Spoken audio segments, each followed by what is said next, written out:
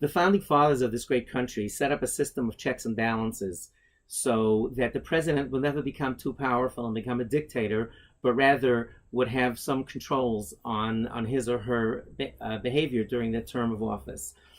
This week's Parsha discusses a spiritual checks and balances that were put on a king, and a great part of it was that he had to carry a Sefer Torah with him.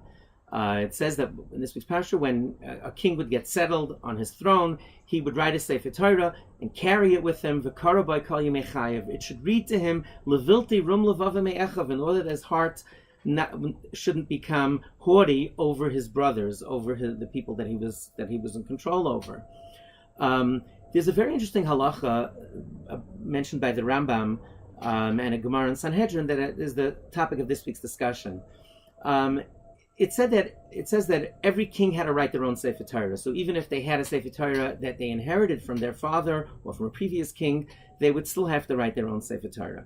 And the symbolism is obvious, that as much as we rely on the accomplishments of our parents and grandparents, and as important as it is to honor tradition, everyone has to write their own Sefer Torah. Everyone has to live their own life and find their own unique place and contribution to make to the Jewish people. The Rambam mentions that what happened if there was no old Sefer Torah that he got as his inheritance. The Rambam says that he had to write two Sefer Torah.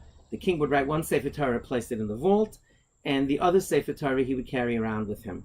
And not all the commentaries agree with that, but that was how the Rambam saw things.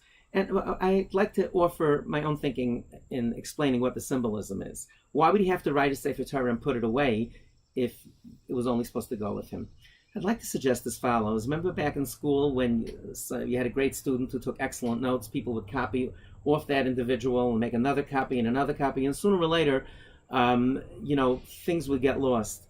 If I'm dating myself, we used to hot sync, our phones so that the information would go from a PC to the handheld, so to speak, to get them in sync with each other.